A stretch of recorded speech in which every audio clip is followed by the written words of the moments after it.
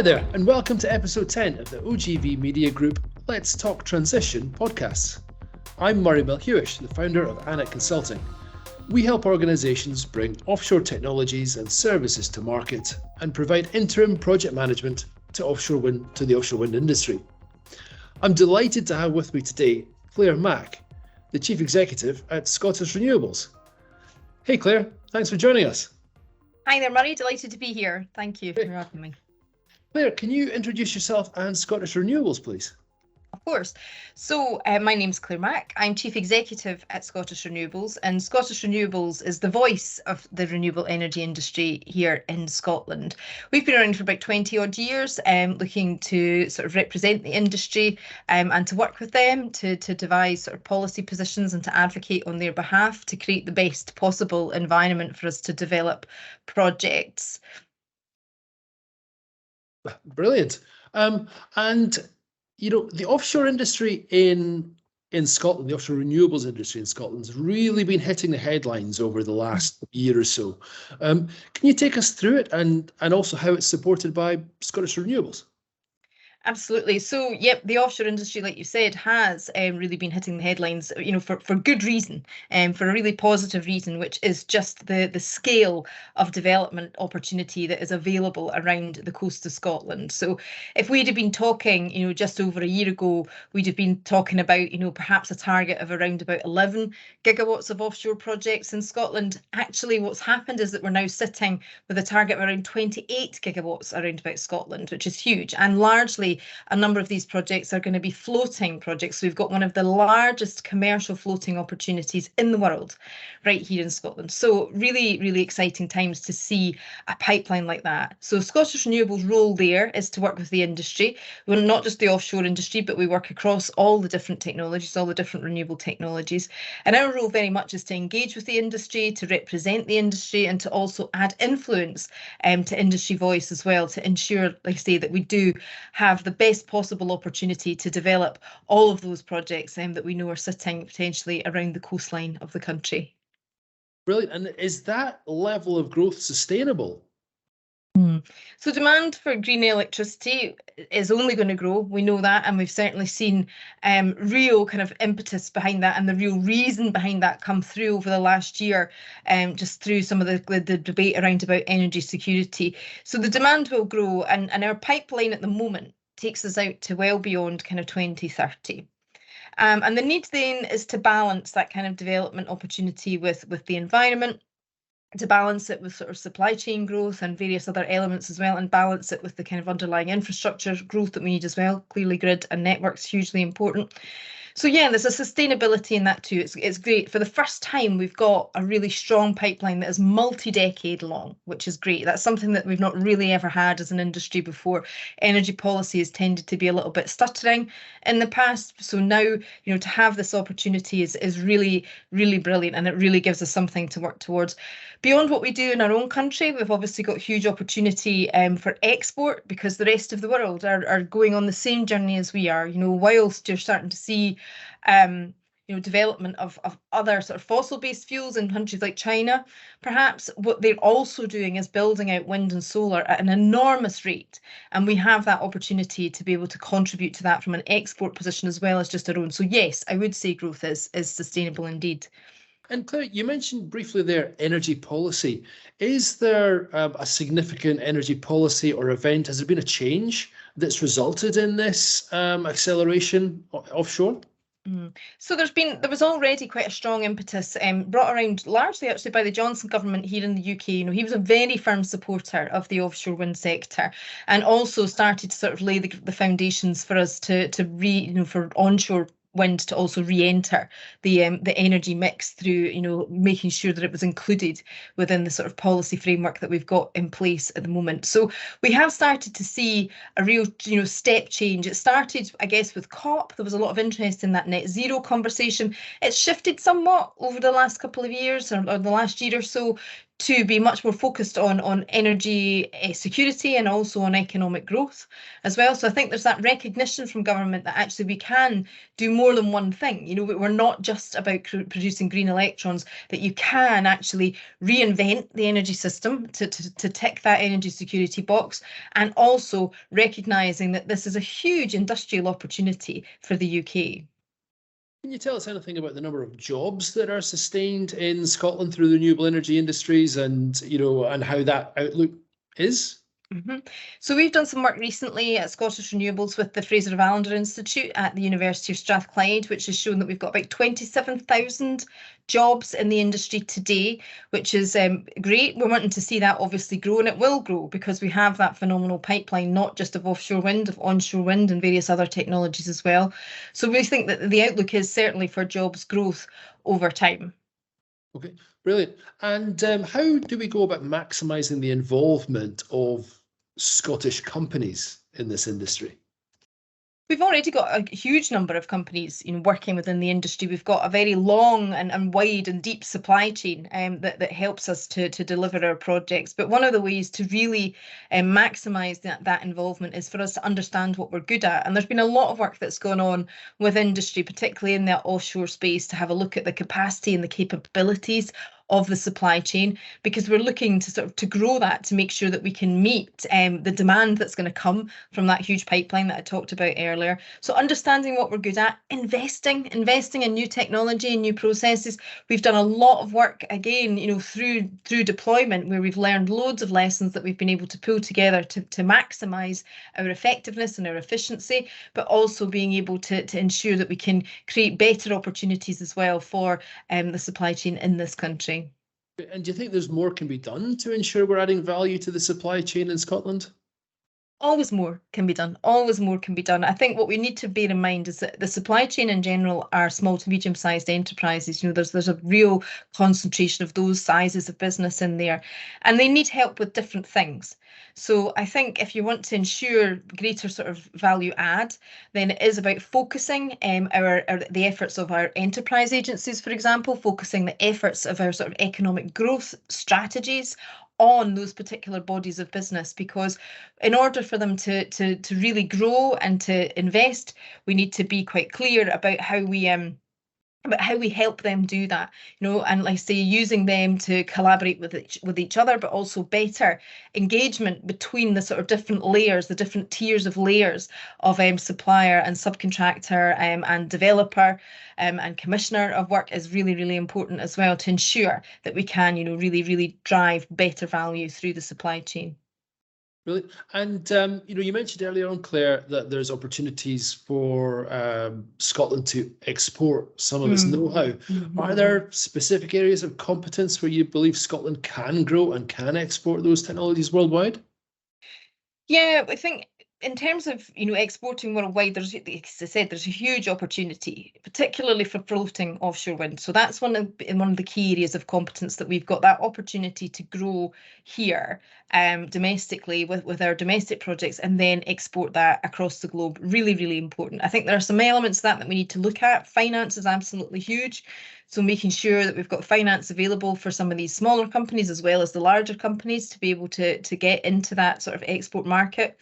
We did some research again at Scottish Renewables into the export space. The story there is that you've got quite a narrow base of exporters, but huge reach. Now that means that you've got brilliant potential for growth if we can use what we've got already, even peer-to-peer networks, for example, to help other companies understand how to access export markets and to get that kind of foot in the door. High tech, high value is very much the watchword of what we'll be thinking about in terms of export, and also we've got the advantage of working in the North Sea in some of the most difficult development conditions. Therefore, again, we're going to be gaining expertise, which is going to be useful wherever you want to go in the world. Claire, how internationalised is the industry in Scotland? So the industry in Scotland, if you look at something like offshore wind, each of the technologies are slightly different. So offshore wind, very much international. The big players in there are you've got a blend of the likes of SSE, Scottish Power, but Scottish Power obviously owned by Iberdrola, but you've got now new players coming into that market from the oil and gas sector. And that would always be the way to look at this, is that you've got or we've had an oil and gas industry for nearly 50 years now that has operated internationally. And that's very much where, energy is an international business.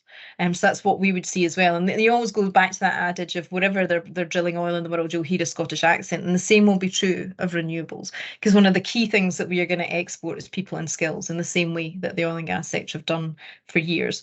So it is, international. That's not to say that we don't have jobs on the ground here. Headline figure is 27,000. The majority of them, around about 10,000 of that, is onshore wind here in Scotland, and then you've got offshore wind very much, coming up very quickly on that number, as well as we start to see more and more projects come together. So again, it's another thing for us to be very aware of in that whole international space, is our attractiveness for not just projects but for people as well. Really important part of how successful we will be at delivering on that pipeline.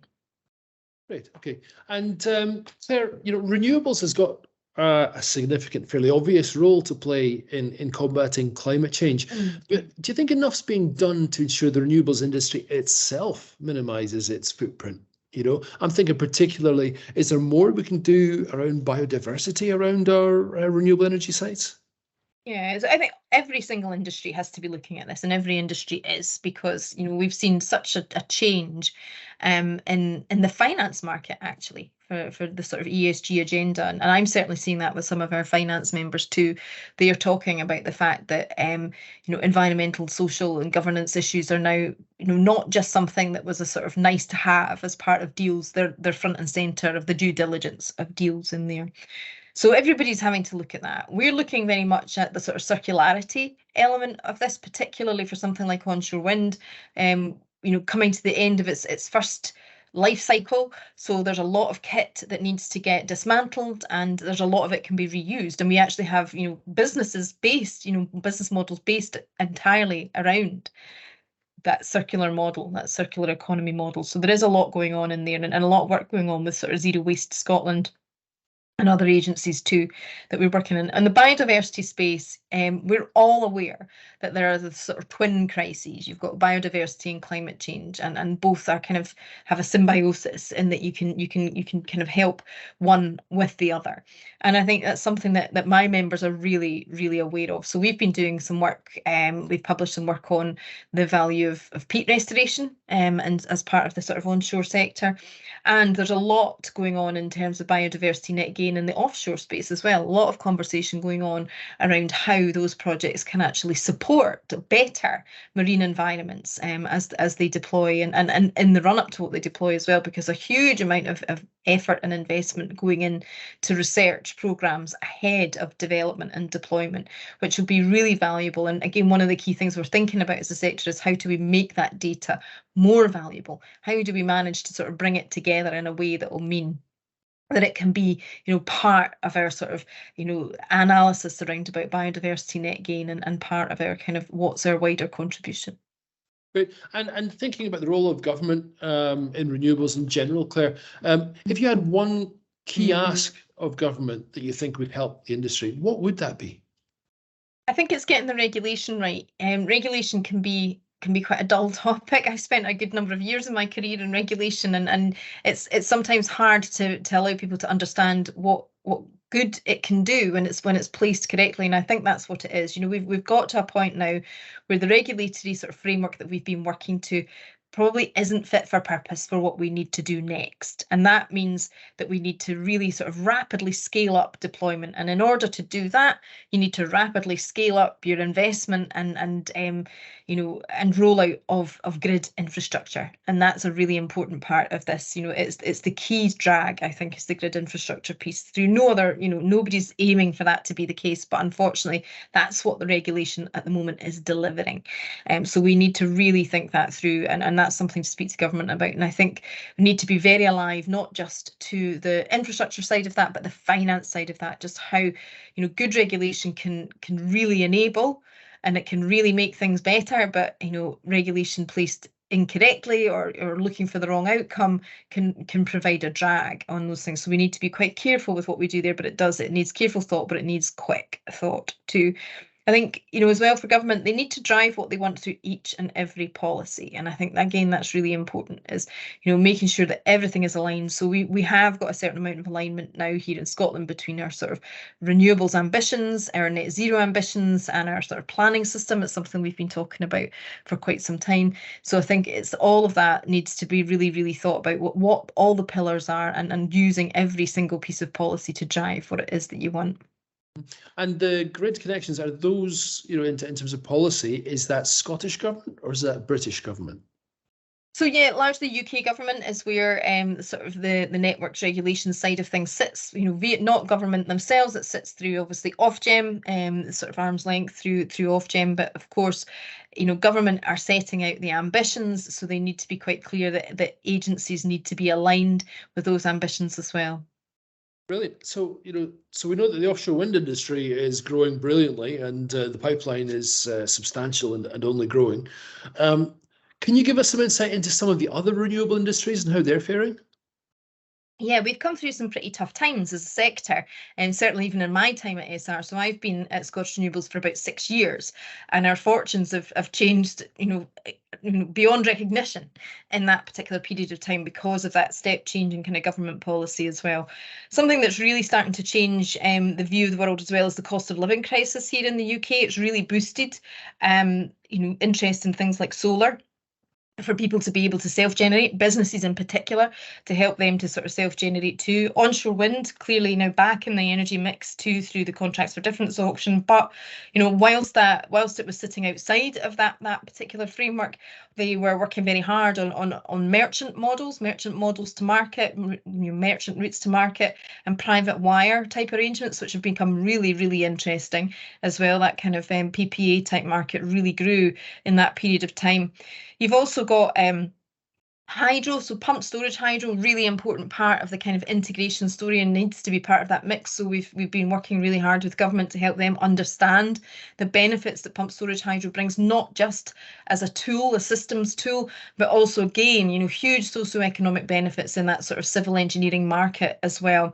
Where things aren't so good, I guess the outlook's quite poor for smaller scale, and that's a real disappointment because particularly through that prism of the cost of living crisis, we know that householders are really, really keen to be able to help, get help with self-generation, help to understand how to do this for themselves, how to set themselves up at home, but big, capital expense in there. And also, no type of feed-in tariff has made it incredibly difficult now for householders to be able to really join the renewables revolution. Okay. And you mentioned onshore wind briefly there. The UK legislation changed recently, didn't it? And can you take us through that and also how it will affect Scotland? Yeah, so it was a policy change and a legislative change, which was to enable onshore wind to compete again in the power auctions that are held now annually by government, which is that increase in frequency has been really, really important too, to give industry real confidence to be able to go and seek investment and to think about multi-year sort of pipelines. So yeah, there's a huge opportunity for onshore wind in Scotland, particularly in Scotland, because our planning system has also been going through a bit of a refresh and has become very open and positive about the development of onshore wind here in Scotland, which is great because the scale of the resource here is also good. Less easy in other areas of the country. I'd certainly say less easy down in England. Still a debate going on there about how to use the planning system to either sort of perhaps enable, but in other sort of situations block onshore wind as a technology. But one thing that is happening here in Scotland is that we're working with industry and government on basically an onshore wind sector deal, which could see up to 20 gigawatts of onshore wind come out of Scotland, which is a phenomenal figure and an opportunity for us to look at new pipeline as well as repowering some of our existing sites, which are actually, because of our early kind of movement on renewables here in Scotland, are actually coming to the end of their first phase of life and are actually going to be prepared for their next phase of life, which will involve taller turbines, more efficient technology, and really bringing onshore wind back into its next iteration in the energy market. And Claire, our renewable industries have got, I'm sure you'll agree with this, our renewable industries have got a terrific role to play in terms of reducing carbon, of course. But energy security is arguably more important than it's ever been now. With those two drivers in mind, do you think there's more can be done to accelerate our transition to green energy? I think, a lot has been done already. I mentioned annualised auctions, so I think that's a really important piece of the jigsaw, and something that we campaigned for, with government, to ensure that we could get, a faster pipeline in place. I think there are other things that can be done to accelerate. So we have to be very honest about what the impacts are of the energy generation levy. And again, talking to government regularly about that, about what that does to our sort of investment attractiveness. We've got to remember we're in an international market here, and I mentioned already, the likes of China, but India as well, really desperate to move quickly and to become the world leaders in renewable technologies. So we have to be really mindful of how we square up vis-a-vis them, in that sort of international investment space as well. The other area that we could look or should be looking at to accelerate the energy transition is, of course, storage. Thinking about investment in storage. I talked about pumped storage hydro, but also, thinking about how batteries fit into that mix. Hydrogen as well as a storage mechanism and a storage tool, getting beyond the ambition on hydrogen into something that looks more like, a proper action plan. Brilliant. And how do we go about then encouraging storage? What more can we do? Create a market for it. That's one of the key things that are missing at the moment, is actually creating a market. It's one of the big issues with pumped storage hydro is that you can use it as a straight kind of generation tech, but actually the storage element of that has not really got the value that it needs within a market for it to be investable and for it to, for it to become really useful part of it. And that is one of the key things that we need policy to really move forward in terms of storage, is to place a value on it. That system flexibility, really, really important in terms of bringing more generation on and helping us to manage what is a pretty scarce resource in terms of grid resource here in the UK. So that's one of the key areas I think we need to look at.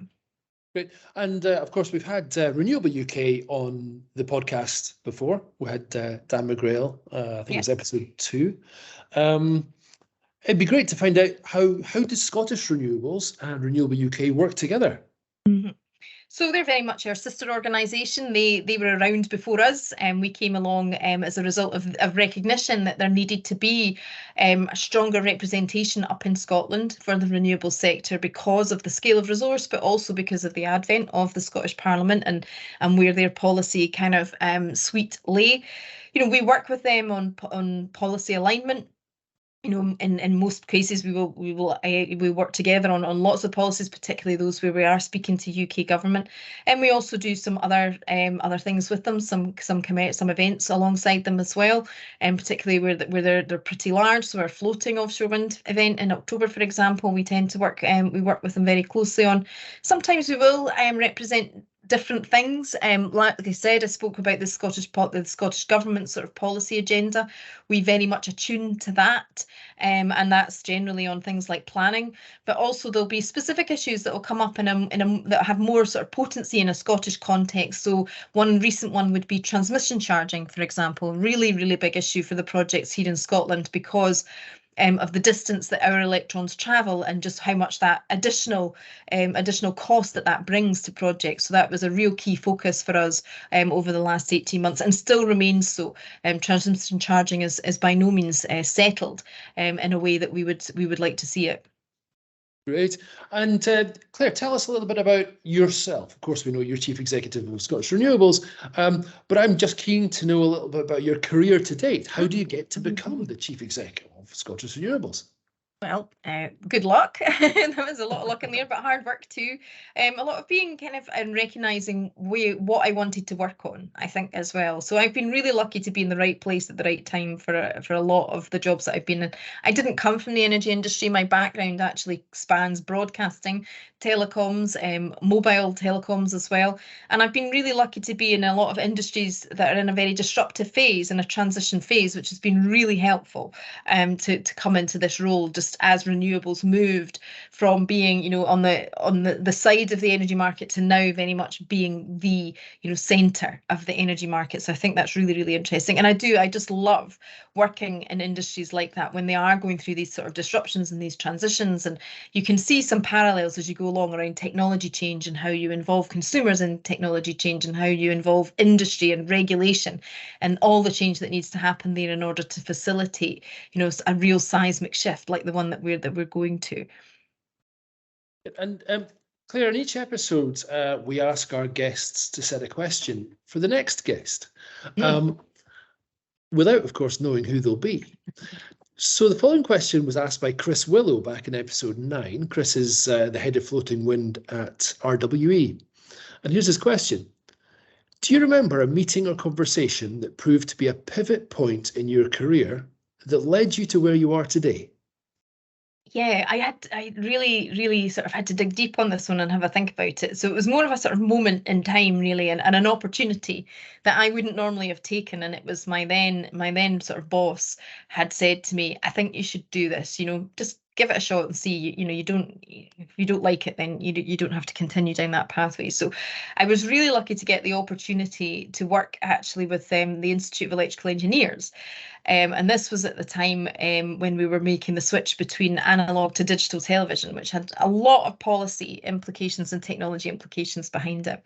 And at that time, they used to do a sort of effectively an annual roadshow, the Faraday lectures, and I got the opportunity to be a Faraday lecturer in the year 2000, which was fantastic. And it sort of set me on a path of lifelong learning, to be honest, and to be open to unusual opportunities to take them, because the skill set that I learned through that opportunity, which was largely around presentation skills and, you know, thinking on your feet, all that sort of stuff that really serves me well to this day. So I think that would be my moment. Yeah.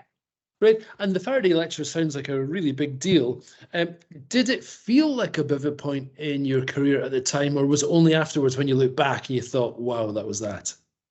I think it was, you know, when I looked back on it at the time, I just really enjoyed it. I just loved it. And like I say, it didn't feel like learning because I do just enjoy that. I enjoy that learning journey and I enjoy learning new things and getting new experiences. So it was so much fun. It didn't feel like work at the time. And it wasn't until afterwards that I look back now and I think, yeah, actually, that really did have a major influence on everything that happened afterwards.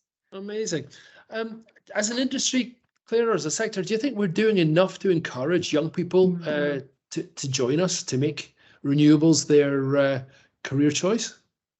We could always do more. Again, it's one of these areas where you could always do more. All industries are in that sort of battle for talent just now. And I think we are actually doing pretty well. And we're doing pretty well because we're interesting. So we shouldn't ever sort of get complacent about that. You know, there will be other interesting sectors that will come along, but we've got values and purpose. And I think those things are very inherent in our industry. And I certainly feel that about where we are. We do need to be very alive, though, to the fact that the world of work is changing and the expectations of young people are changing. And so I'm at this moment as a leader of an organization thinking a lot about our our reward and retention offer. You know, what is it that would keep people with us? Because it's not always money. You know, it isn't always just about money. Sometimes it is about just being somewhere that people want to be, being a nice place to work. You know, what is it that people want out of their careers now? And it's different, I think. I think it is changing for that younger generation. And so just to be sort of responsive and dynamic and to that, I think is going to be a really important part of what we need to do as an industry to attract more people to come to us. And what would you give, what advice would you give to young people looking to potentially join this sector?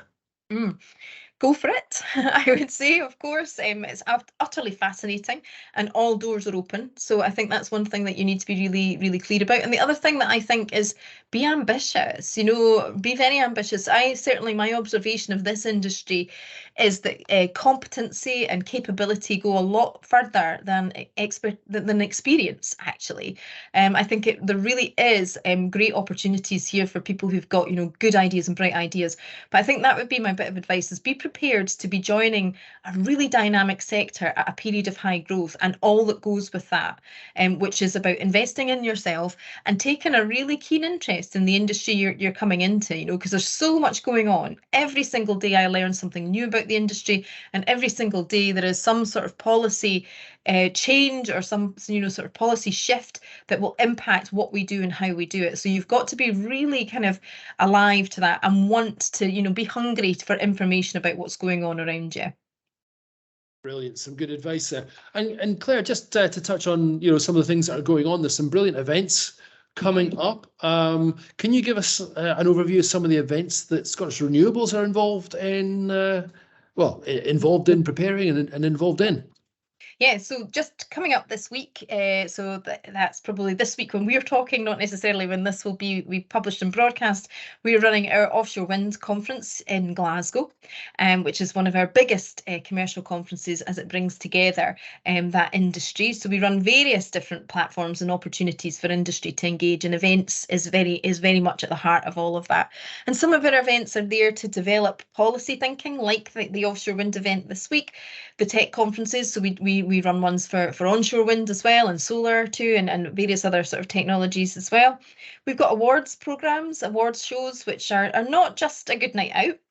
They celebrate success, but they are also a sort of showcase and a spotlight for the very best in terms of innovation, in terms of good practice, in terms of technology, and the people that work for us in our sector. So that the events actually perform a really, really valuable function for us as an industry. Yeah, and I would encourage that too. Back probably 10 years ago, a company I was with won an award at the Scottish Renewables for Best New Company, and it certainly helped us immeasurably as we marketed ourselves around the market. So I would encourage people to get involved in the Scottish Renewables Awards. Claire, can you give us some idea of numbers for the Glasgow event? How many attendees, delegates are you expecting? How many exhibitors? It's huge. It's absolutely huge this year. So we've grown immeasurably. So we're now looking at nigh on a sort of 1,000 people coming to Glasgow to be able to sort of talk through all of the kind of key policy issues and areas for the industry, but also really vast sort of exhibition space, again going into that supply chain market we talked about earlier and the SMEs there. So lots going on. We've got a whole new focus on the supply chain for this year, because it's a really, really important part of the delivery mechanism for offshore wind. So we've got some really strong opportunities for supply chain to engage with developers and for developers to engage with government as well. We've also got Nicola Sturgeon, First Minister, coming along to address the conference, because again, this is the recognition of just the scale of industrial opportunity that renewables represents for her. It's interesting, isn't it, that we've got our female First Minister coming and our female Chief Executive of Scottish Renewables. It really is a market that welcomes diversity, isn't it? It's the opportunities are there, men, women, it doesn't matter. Do you agree with that? Yeah, I totally agree with that. I do, and I said that earlier, is that I think as a sector we are, because we're quite new as well. I think it's quite I think there's an open door for younger people to make their mark within an industry too. And if you look at something like the offshore wind sector deal, very much focused, and elements of that on representation and diversity. So not just women, BAME participants within the industry as well, and being able to just really shed a spotlight on that. We've been working with a few of our members as well on a couple of campaigns around about this, and our new one for this year is called New Voices. We're being supported by Ørsted on that. So the New Voices campaign is very much about bringing more diverse voices to the stage at our events, because quite often what we find is that we, whilst we really want to show that representation, sometimes people are a bit reluctant to come forward, a bit less confident than perhaps we would want them to be, to become spokespeople for their subject matters, or for the industry as a whole. So that's one of the things that we're working at over the next year, and we'll be publishing a few more details on that. But it's a real opportunity to be able to just learn from some of the experts in the industry, and to hopefully just exercise that muscle to grow the confidence to be able to stand up as part of the industry and really sort of showcase and demonstrate what we're all about. Brilliant. Claire, tell me, one of the questions I always ask here in the podcast is around success. Yeah. So, Claire, Chief Executive at Scottish Renewables, how do you define success for Scottish Renewables? Yeah. It's a really interesting business to be running. It's a not-for-profit, so we don't, success isn't about us making lots of money. Success is about us generating money to reinvest in goals for the industry. So I guess that's success for us, is delivering for members and being able to see projects go out the door. That's what we really, really want. When I first arrived at Scottish Renewables, we were in a bit of a difficult time. We'd really had hit a bit of a nadir in terms of being in the doldrums, and that onshore wind was blocked and solar were blocked out of the contracts for different system. Offshore wind was, early stage projects were kind of getting caught in court around about kind of environmental concerns. None of the revenue pathways were really available for things like hydro to be able to develop, and we've gone to a completely different place now, and that's how quickly things can change. So I think that is, success is very much being able to see, a broad spectrum of technologies and projects thrive, in an environment where something like, net zero and energy security and socioeconomic benefits are all intrinsically associated with us as a sector. Brilliant. And Claire, how do you define success for yourself personally? Oh, that's a great question. It's a great question.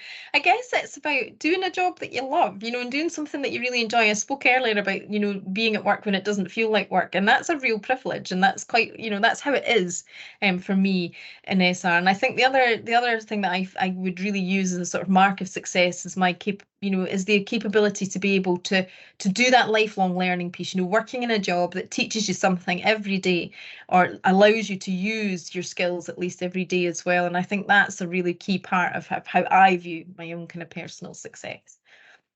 Great.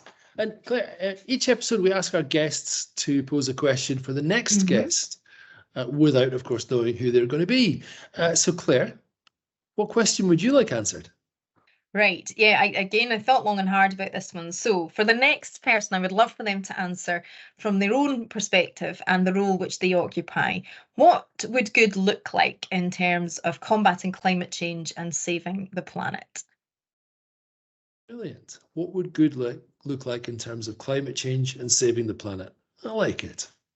Great. So Claire, that brings us to the end of our interview today. So I would like to thank you, Claire Mack, Chief Executive Officer at Scottish Renewables, for joining us today. Thank you, Moray. Real privilege to talk to you. Thank you. And as always, guys, feedback on today's podcast and suggestions of who we should feature in future will be welcome. Feel free to get in touch through LinkedIn or by email to Moray, that's Moray, at annetconsulting.com. Thank you very much.